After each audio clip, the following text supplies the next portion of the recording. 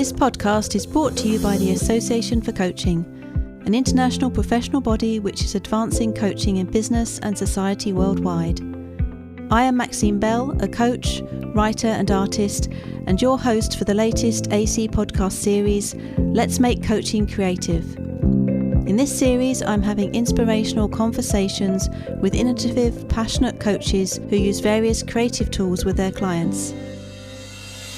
They will share their journeys, insights and expertise currently so relevant in a changing, uncertain world. We hope this series opens your eyes to new ways of coaching that allow both us and our clients to bring together all that we are. My guest today is Charmaine Pollard. Charmaine is a counsellor and a coach who uses writing and poetry to help her clients move forward in their lives. She's also the author of Writing for Resilience, created after her work with the survivors of domestic violence. Welcome, Charmaine. Welcome. It's great being here. So thanks for inviting me, Maxine. So we'll dive straight in. Could you tell the listeners a bit more about yourself and your journey into coaching? Yeah, so I wear many hats. The main hats I'm going to talk about really today is but I'm a counsellor, a coach, and what's called a poetry therapist. And not many people might know about what a poetry therapist does, but essentially it's using writing as a therapeutic tool to help people just to grow and develop. And you get lots of insights and learn so much more about yourself through writing. And I know Tony Robbins has mentioned before, everyone wants to feel good about themselves. And I guess what I do is I enable people to feel good about themselves. I really want the best for people. And so I use those different approaches to help people to be the best that they can be, really.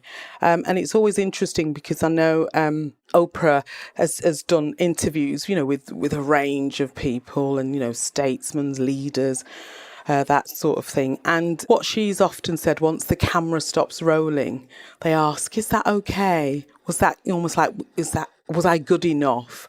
And it's something that I think we all experience at some point in our lives. And for me, it's really helping people to just be the best that they can be, as I said earlier on. So which came first, counselling or coaching? Counselling came first. And I've been a counsellor for about 24 years now. I also manage a counselling service and I've got a very small private practice. And so I started counselling and worked with quite a number of people, a range of people from all different walks of life. A lot of my work is around working with people who've experienced trauma. It might be domestic abuse or sexual violence. And when you're working with people who've experienced, it's really difficult experience and often some of this has been perpetrated by other people in childhood and things like that. You get to a point really where after you've shared and you've explored and you want to be heard, you want to be understood, and you just want a space to talk about these things, because often this type of crime happens in secret. So often it's quite difficult for clients to share about their experiences. So one of the first things I'm doing is really helping them to be able to trust me, to be able to share, those really difficult experiences. Later on, at some point, once you've shared and you've explored, and each person has their own process, and some people will take longer, some people will take shorter. So it's not time limited per se, but there sometimes comes a point where people are really ready to take the next step. And sometimes that's where coaching comes in. I think I remember a client that I worked with many, many years ago, and I felt she was sharing the same thing quite a number of times, and it just this real sense of being stuck. And and when you're a counsellor, you can be stuck, or with a client, or the client can feel stuck, and that's okay because that's part of the process. But it felt like there was, she needed more, and that prompted me to okay, what is that more? How could I really help her?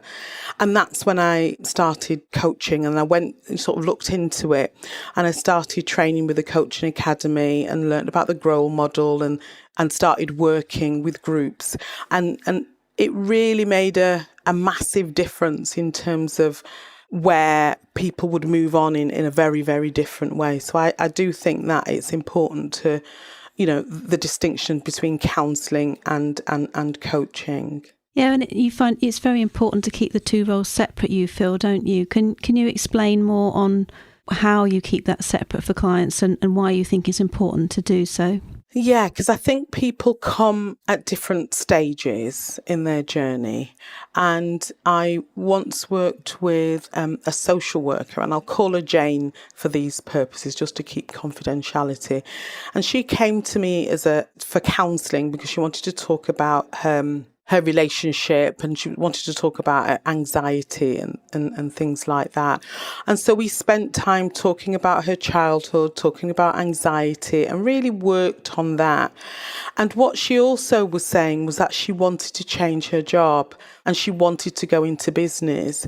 And so once we'd worked through childhood traumas, once we'd worked through her being able to manage anxiety better, what she wanted was to open up a hairdresser's. And so we finished counselling, and then we stopped, and then had a bit of a break, and then we moved into coaching. And so because she wanted to open up a hairdresser's, it was a very, very different approach, because then we're now starting to think about, okay, so what's the vision? Who do you want to work with? Who would you say is your ideal client? What about your values? What about marketing? So it's a very different conversation. It's like, oh, this is where I am, about to start out into, to open up a hairdresser's, and this is where I want to be. So how do we get there? What sort of things do we need to do? What sort of things do we need to look at? Who do we need to speak to? Are there other people doing something similar that we can copy or get information from? So it was a very, very different process. And it's also, helping her to think about, well, are you an EasyJet, a Ryanair, a British Airways, or are you a private jet? Where do you want to be in the market? So they're very different conversations to talking about your feelings and exploring your sadness and what you're going through. And so that, for me, that's why I really like to keep them separate, so people are really clear about, what they're getting at the end of it and working towards. You just reminded me that on my coach training, someone said that the difference between counselling and coaching is counselling's pulling out the weeds and coaching is planting the flowers. I don't know if you agree with that. Okay. But I do think actually with counselling you can still plant flowers. But I think it's done in a very different way. And again, I think it depends on what the person has come for. Because working with trauma or bereavement and working with somebody that really just wants to focus on their anxieties around a job interview is going to be very, very different, and you're going to be working in a very different way depending on who the person is. And that makes sense. And and what their background is. Yeah, no, that does make sense. So do you have to do some careful contracting with your clients about the two different parts of the work they're doing with the counselling and the coaching? Yeah, absolutely. It's really important to have a contract, and it's really looking at what the expectations are. This is what I'm expecting from you as a counsellor. I'm expecting you to show up and work through things. And we talk about maybe cancellations and things like that. And we talk about confidentiality, any notes, what happens to the notes, the limitations of confidentiality. And also as a coach, what I'm inviting people to do when we're having our conversation around the contracting as well, is I'm really helping them to think about, you're responsible for your results, but I'm going to help you. And this is how we're going to work together. And this is how we're going to achieve what you're hoping for. So yeah, really important, the contracting. And I actually my clients have to sign it, and we discuss it as well, discuss it and sign it. And then we've both got a copy of it, and we're clear and we know what it is that we're working towards. Thank you. So when did writing and poetry come into your work? Right, okay. So writing and poetry came in probably in the last 10 years or so. And again, it's working with, because I really want people to be their best selves. I want them to be better at whatever it is that they want from life. And again, I found what I love about creativity is, I used to, when I was a child, every year I used to get a paint set. And every year it was a bigger paint set each year. So I think that's where I loved, that was my first taste of creativity, if you like. I wouldn't say I'm a great artist. It was just kind of painting by numbers, that sort of thing as a child. And that has never sort of left me. And what I love is that I'm able to use that same creativity in my work. So writing is one aspect of it, and also we use some images and poetry. And so I went to it was work around trauma and the arts. And in this conference, they had people doing drama, writing, movement, all this kind of creativity and arts in order to help people. And I thought, well, let me have a little taste of that. Let me see what this is all about, because I've never really sort of heard about it before. And I went along to this workshop, and it really just blew my mind. It really did. And I can still remember the exercise, actually. It was quite a simple exercise. And I think that's the thing about writing. We all can write. We write lists. We write, a shopping list. We jot things down. We send messages to people. The exercise was this. It was you were invited to write about list all the roles in your life. So one of my roles was mother, sister, daughter, a counsellor at the time, a group facilitator. So you listed all your roles, and then you were invited then to write about the most significant. And I think I wrote about my role as a helper. And then we were put in pairs, and then my partner had to respond by saying, after hearing what I had said, she is. And so what was really interesting is what the other person had picked up, but also what I had written. I was quite surprised about some of the things that I'd written. And the thing about writing is, because it's coming from your unconscious, you haven't got time, if you like, when you're speaking, to edit out what you're sharing. And so that's why what I saw on paper was like, wow, this is fantastic.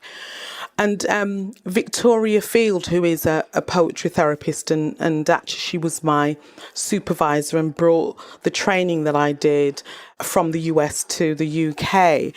And she has a poem called Why Writing? And I'll just read a few lines from that, and it might help you to just get a bit more of a sense of why writing is important. And it says, it gives form to chaos. It reflects the present moment. It changes the past and creates the future. And that's what writing does. It helps you to think about, how can you create the future? How can you change the past? You can't necessarily change the facts, but your perception of the past can change. And also in her poem, she says, it's where the impossible becomes the possible. And I think that's why I love using poetry, because for me, that's about goal setting. Initially, when you start out, when you've set yourself a goal, it really does feel like impossible. But once you write it down, and when you're working with a coach and they're firing those questions at you, what can help you? What's the thing you need to do next? What's in your power that will help you get to the next stage? And it's by, when your coach is asking these questions, it really helps you to kind of open up your mind and start really thinking about the answers. Because I think once a coach asks you the questions, your brain starts looking for the answers. And they don't necessarily always come in that moment, but on reflection, I think sometimes those answers do come. So yeah, and as I was just saying there, I think in terms of writing, it's using poetry as a springboard for writing, but also for discussions as well. Yes, and I think poetry, particularly if you're not worried about the grammar or the structure or any of the fancy things about poetry, you're right, they get to that unconscious place.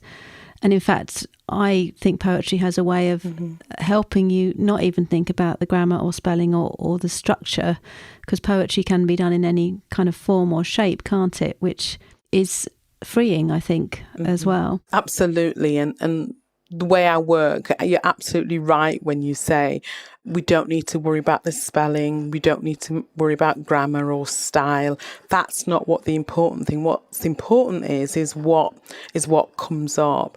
And I think at school we were taught, poems have to rhyme. So often when I use poetry in the work, people are saying, oh no, I can't write poems. I'm not a poet and that sort of thing. But that doesn't matter. It's about what comes up and being able just to talk and share what comes up and how that might help you move forward, particularly when you're working with a goal. And there's another poem by an African-American writer, and he's called Langston Hughes, and his poem's called Harlem, a fantastic poem that I often use when we're thinking about goals. And it starts with, what happens to a dream deferred? And so how often have we deferred our dreams? And I think it's really important, we talk about that and then we look at, okay, so why is this dream important? Why is this goal important? And in the poem, he also talks about, does it dry up like a raisin in the sun or fester like a sore and then run? So I think it's really important to think about those dreams and those goals that we haven't achieved and the reasons we haven't. And do we want to awaken those dreams again? Why they're important to us. And I think when you're coaching and you're asking those really pertinent questions, that will help to kind of unlock and help people to just think about what it is that what their goal is and what their vision is. It's really wonderful quotes that you've given from those poems. It gave me goosebumps. Thank you for sharing that. I was remembering as you were speaking that I was in a workshop once and they asked us to write something just from the sentence of, from another point of view. And it was amazing what came out. I still have that poem that I wrote from that, because I think just before that we'd been talking about our current sort of view, what was going on in our lives a little bit.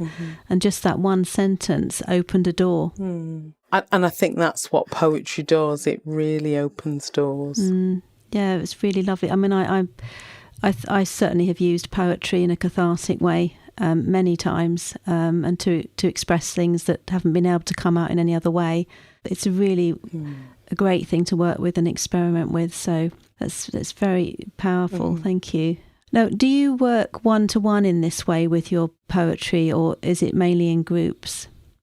It's mainly in groups. I think it's much more effective in groups. I think you talk about perspective, and I think when we look at a poem and we explore a poem, there's going to be a line in that poem that's going to speak to you in a particular way. Or somebody might choose that same line and it means something different for them. And so then you've got this great opportunity to explore and talk and exchange. And, oh, I didn't see it like that before. Oh, this makes sense to me now. You might be saying in the group. So I think just being in groups, I think, is really, really powerful. I think it's where your lived experience and you can share and talk about that. Your story is my story. And I think when you're in these groups, we hold each other accountable as well. We're cheerleaders for each other as well. So I think for me, it's much more powerful when we're in groups, because we see people that sometimes look like us but actually don't look anything like us, but that's my story, and I think what's great about being a group, you recognise that you're not alone, and sometimes you're not struggling with that that thing, what's bugging you, that's holding you back, because somebody else in that group can possibly have a solution for what it is that you're struggling with, because they're in a different place and they've dealt with that before, and they can help you or tell you, well, this is how I dealt with this. So, and it's about resilience, really. It's about how we're developing resilience when we're in groups and sharing our stories and sharing the difficulties that we're experiencing. And, look, we've just come out of a pandemic. We've come out of lockdown, I should say. Whether it's totally over, I don't know if it's officially over. But just when I ran groups online, just being with other people and sharing some of the difficulties and focusing on, what's next really, really helped. People just sharing their stories and thinking about, what's next? How can I get to this goal, what I'm trying to achieve? And just sharing that with other people really helped. And did you do any training to sort of aid you in this? Any sort of training in therapeutic arts in any way? Yes, I've done a couple of training. So the first training I ever did was, I've got a diploma in person-centred art therapy skills, and it's basically using creativity to explore, whatever difficulties people are going through. And so that training was about, I think it was a year or a 2-year training. And I also did some training with the International Federation for Bibliopoetry Therapy in the USA. And that's 440 hours of training. And that involved me annotating books, facilitating workshops, attending other workshops as well, and a specific number of workshops. But also, what I loved about this training was, and most people as poetry therapists either come from a writing or, they're a poet and they come from that perspective, or they're a therapist. And I came from the perspective of a therapist. And so what I had to do was learn the gaps.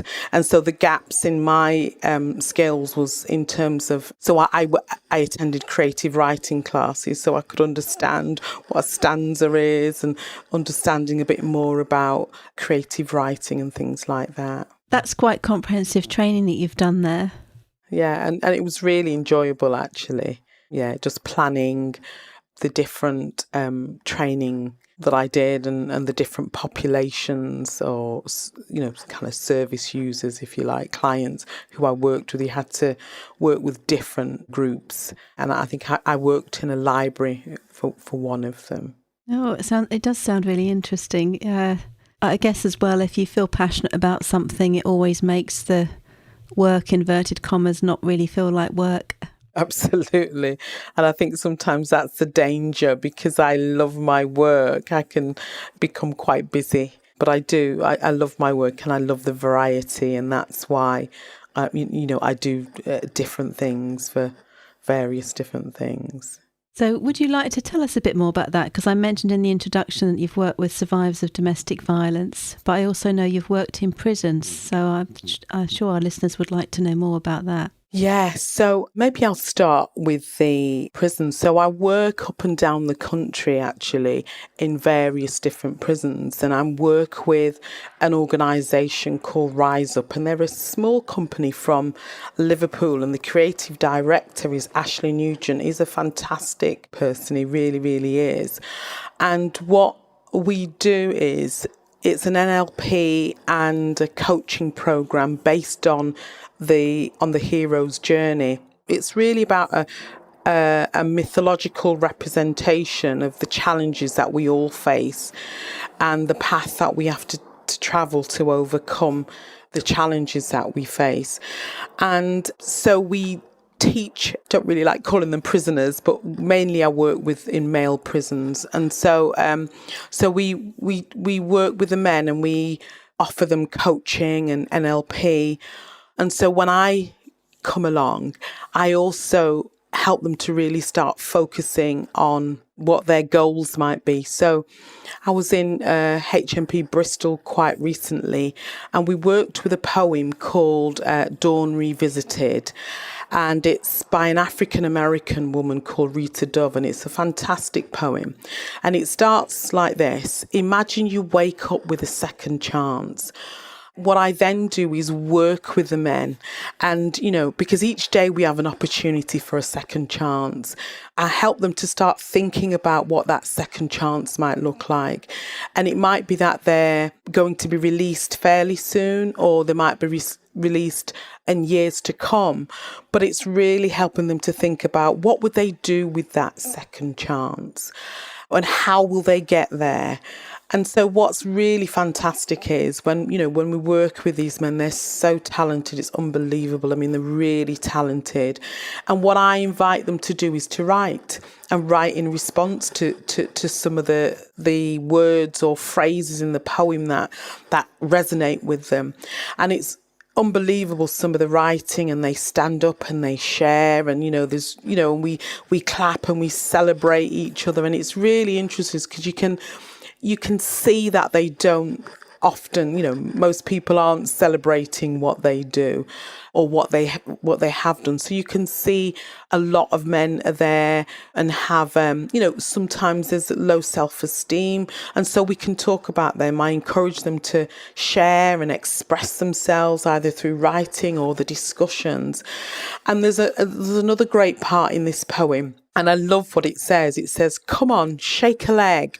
You'll never know who's down there frying those eggs if you don't get up and see.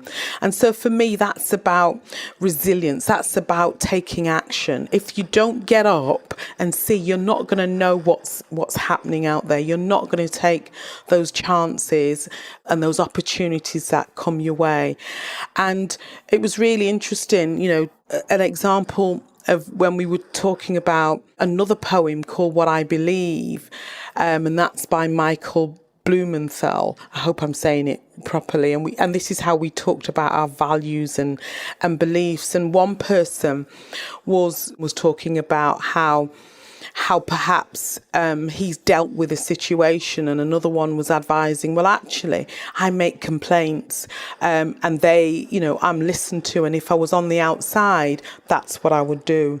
And so what's great about that is just, how they help each other. And often the older men will be mentors, actually, and really support the younger ones coming in as well. So I think our program's absolutely fantastic. And if we're helping people to think about their life, think about the language, think about how they can move on, even if they've got a long sentence, it just changes the attitude and changes the way they feel about themselves. And often when they are writing their poems and they're reading it out for the very first time, you can see that pride, what they have when they're sharing. So it's just a really great space to work in, actually. And it's such important work, I think, because most of those people in prisons have extremely low self-worth, self-belief, and often have been through quite a lot in their lives. And it takes huge resilience and courage to come back from some of the steps that they've taken that's landed them in prison, doesn't it? So it's really important work that you're doing there. And there was another poem I remember we did, and it's called Origins, and it's from an Irish poet, Imelda Maguire. And she talks about where she comes from. I come from a bog cotton hawk cry flat plain place. And then she also talks about from a line of strong, proud women, good with their hands. And when I used this poem, one of the men said, that's the line that really stood out for me. And they began to talk. One man started to talk about how disappointed he felt, how he disappointed his mother because he was inside. And what happened was it led to this amazing discussion about mentors, and whether the lack of mentors perhaps meant that, in a way, that they were likely to go down this route because there was this lack of role models. And we had a great conversation about role models and mentors in the community. And I know we were talking about the men in prison, and we talked about the low self-esteem, and and how sometimes they can be quite vulnerable, and also working with survivors of domestic abuse, they're vulnerable too. And it's interesting that often we're working with the same issues, because many people that have been in prison have experienced domestic abuse as a child, or they've experienced, adverse childhoods as well. And my work with survivors, really enjoy that work.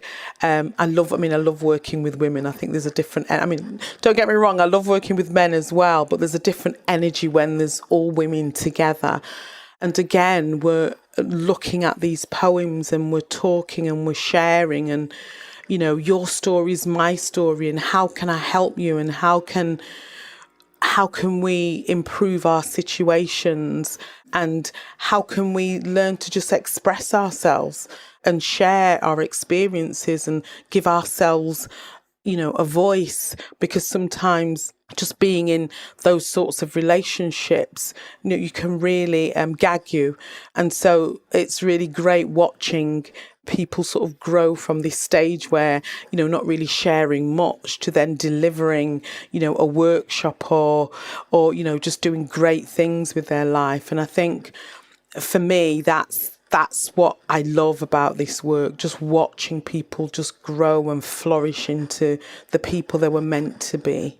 Yes, and of course, when you're working with them, it ripples out, doesn't it? Because Absolutely. For the children of the survivors of domestic violence, they've been there too. So, how their mothers or fathers recover from domestic violence is really important, how they are as a parent. And it'll be the same for those inmates as well, that the families and the communities that they're part of, there's a ripple effect.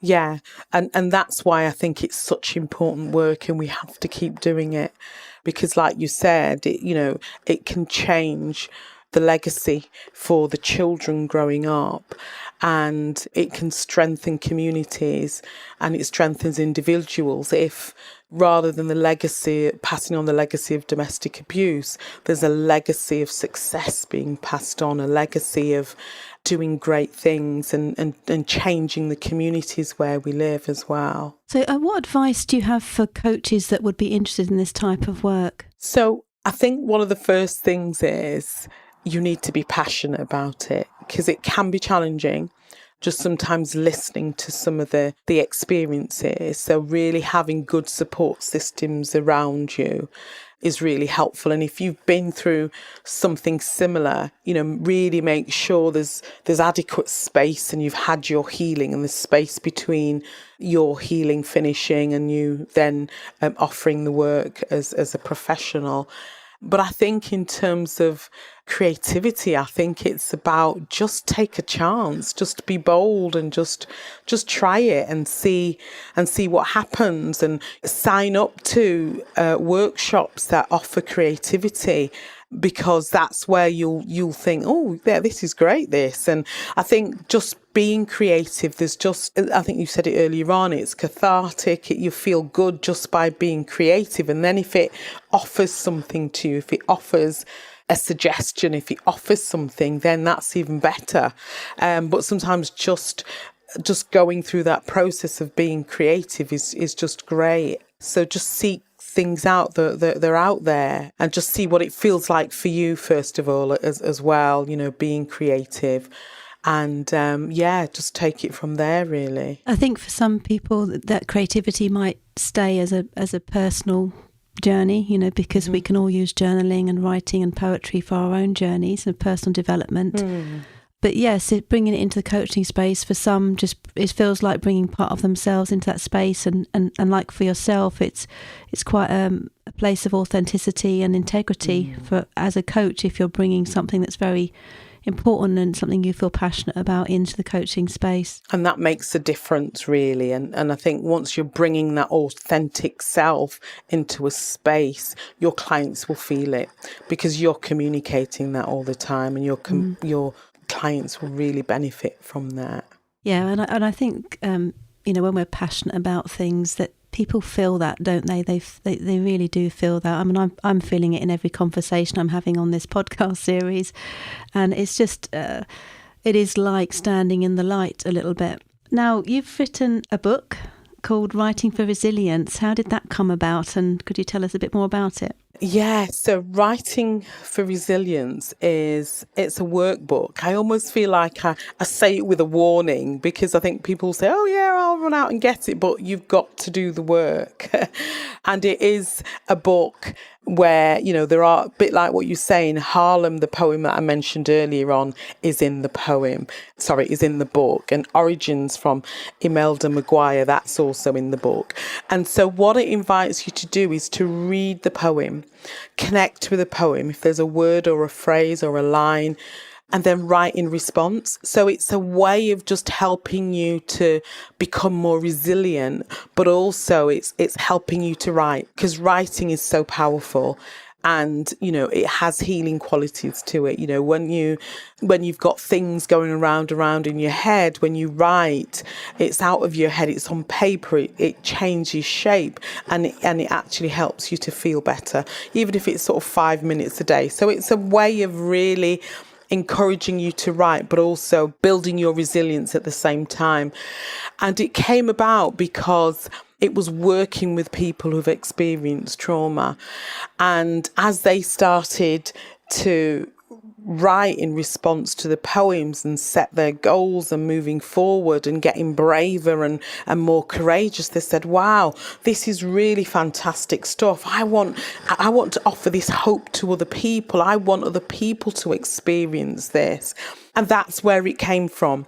And then as and it's not something I would have said, right, I want to be a writer. I really want to write a book. That's really how it came.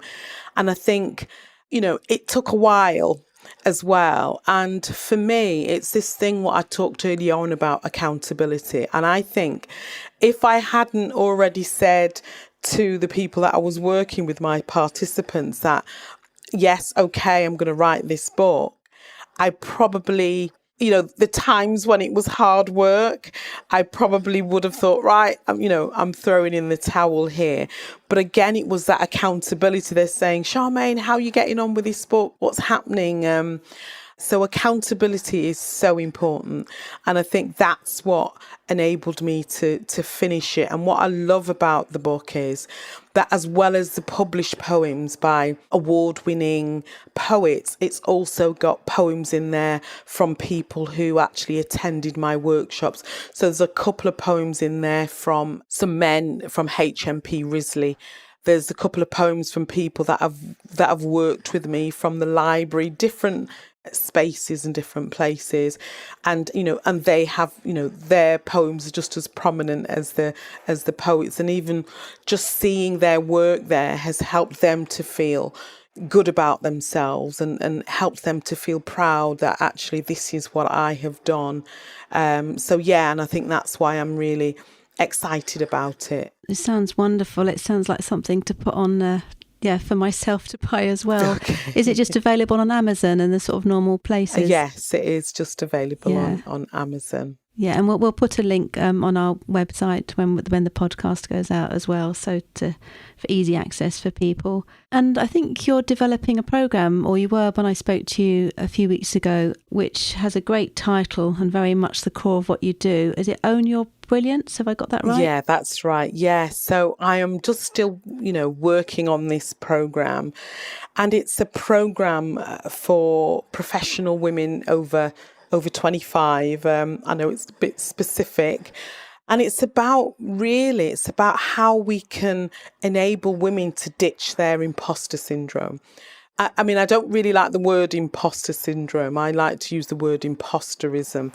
And what I find when working with women is it doesn't matter how far up the ladder they go. There's always this sense of, I shouldn't be here. I'm going to get found out. Only this week I was talking to two people that I work with, really at the top of the game. And again, that same, I'm going to get found out. And so for me, it's really how people can just kind of ditch this imposter story and really look at, where does this story come from? What is it, the things that you're saying to yourself, and how can we change the things that you're saying to yourself, because they're not true.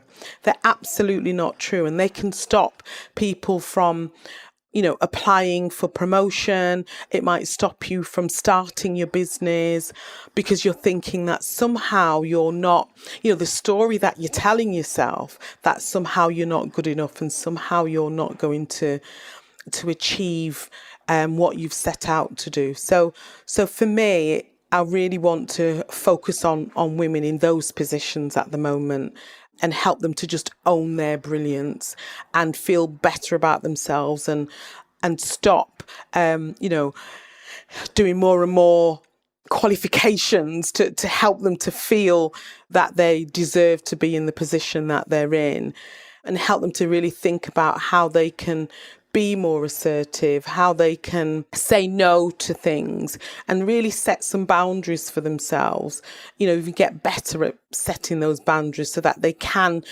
step into that brilliant self and just own it. I think it's so important for people to do that, and especially our professional women. So yeah, I'm excited about that, and that will be coming out fairly soon. And I know when we spoke, I'd just sort of got rid of my coaching website. I will be putting that up at some point soon, and that will be, the program will be on there. What's the best way for people to reach you that are interested in your work? I think you can reach me on LinkedIn. That's one way, or my counselling website. That's another way of reaching me, at least until the other website is up and running. So I've put, all my energies into this program, everything that I know. There's things from the book in there as well. So yeah, it'll be a great program. So yeah, get on board. It sounds, spot on with the imposter story that many of us women have. Yeah, very good. Charmaine, that's been absolutely wonderful. Is there any final words you have for our listeners today? I think it's really important if we all own our brilliance, isn't it? What can you do to sort of just step out and just own your brilliances? What's that one thing that will take you closer to be able to own your brilliance? And whatever that is, tell a friend, tell somebody about it, and then set a date and then just do it, and help that, ask that friend to hold you accountable. So at least, just one step closer to just owning that brilliance. Thank you. And you're right, having accountability really, really does help, doesn't it? Thank you so much for having me, Maxine. I really, really appreciate it. Oh, it's been a real pleasure, Charmaine. It's I think your work is really interesting. I think you have a big heart, a very caring way of working, and I think many of our listeners will have benefited from hearing what you had to say. Thank you. Thanks for listening to another podcast by the Association for Coaching. I have been Maxine Bell. For 20 years, the AC's purpose has been to inspire and champion coaching excellence, advance the coaching profession, and make a sustainable difference to individuals, organisations and society. To find out more about the Association for Coaching and our member benefits, follow us on LinkedIn or explore our website at associationforcoaching.com. You can keep up to date with our latest podcast episodes, enjoy the wealth of digital learning offerings, and gain insights from our Coaching Perspectives magazine.